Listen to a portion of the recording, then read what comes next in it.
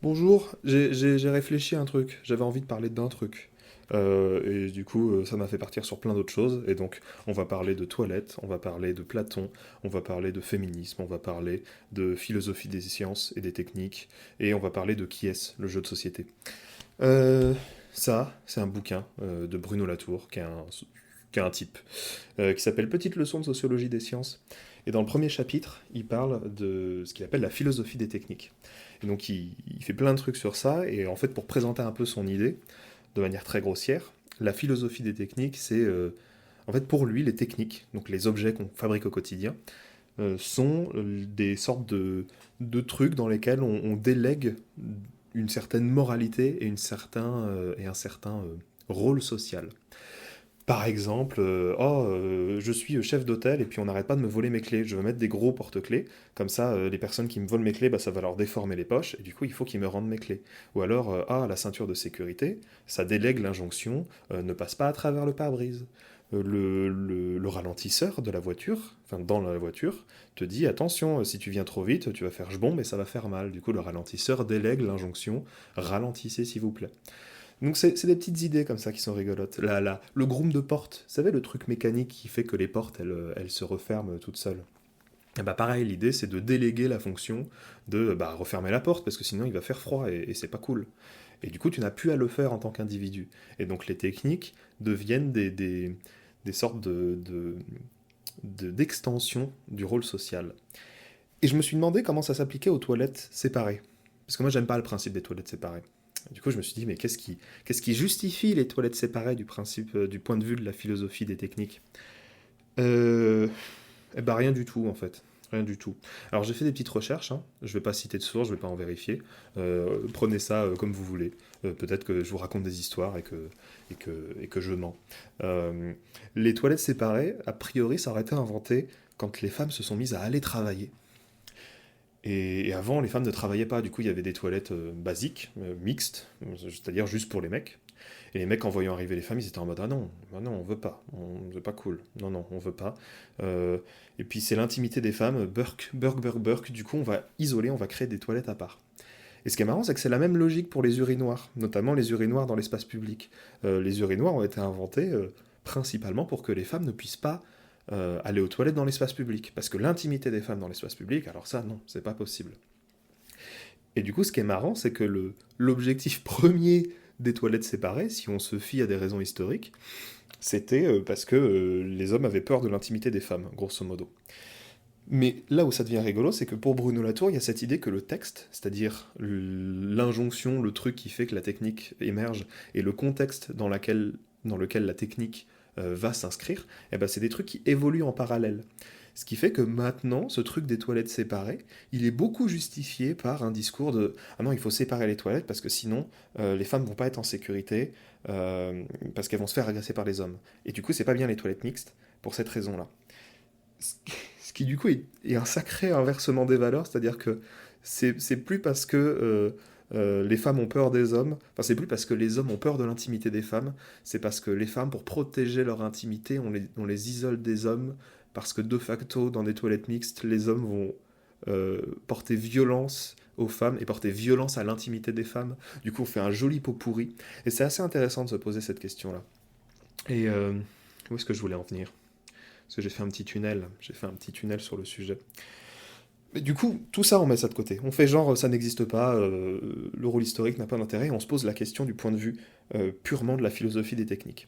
Et en fait, l'idée de Bruno Latour, c'est que les techniques fonctionnent en programme et en contre-programme. C'est-à-dire, le programme, c'est le truc que tu vas créer pour que la technique puisse s'adresser au groupe auquel tu veux qu'elle s'adresse. Et le contre-programme, ça va désigner tous les individus pour lesquels la technique ne va pas pouvoir s'appliquer parce qu'ils ne veulent pas suivre l'injonction ou parce qu'ils ne peuvent pas suivre l'injonction. Et c'est là où on va parler de Platon et de qui est-ce.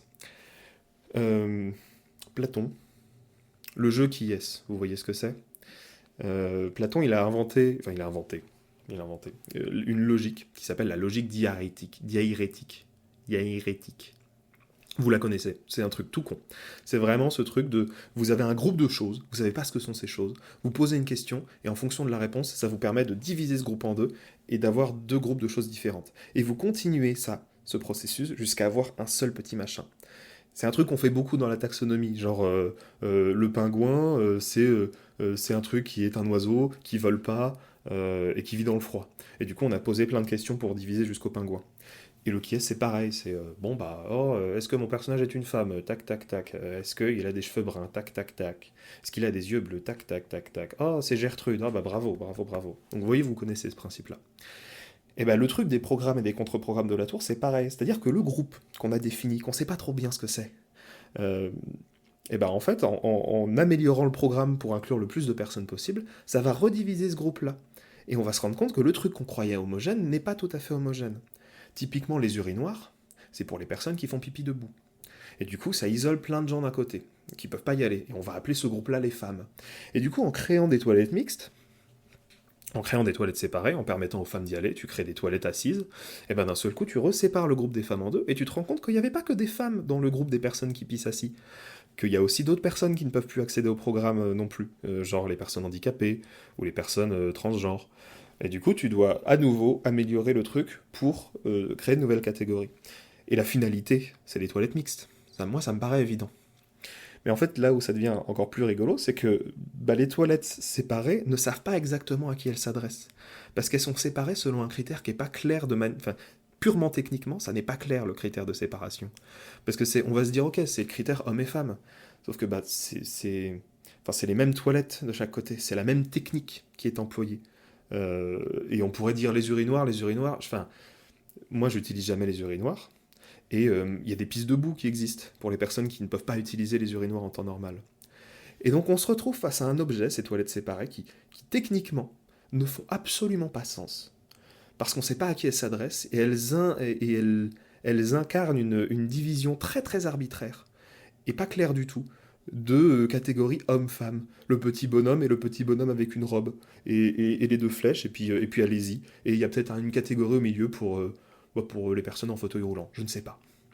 Et, euh, et c'est des questions qui sont très intéressantes, notamment quand la plus grosse problématique des personnes transgenres, c'est dans quelle toilette est-ce qu'elles vont aller, déjà pour elles, et pour les autres, parce que t'as ce truc de « Ah bah, on sait pas, on comprend pas ».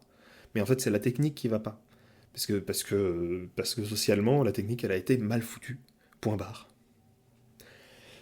Et je vais terminer avec une petite anecdote qui est fantastique. Enfin, deux petites anecdotes. En fait, ce qui est marrant, c'est que c'est le même principe pour la marine, et notamment les sous-marins.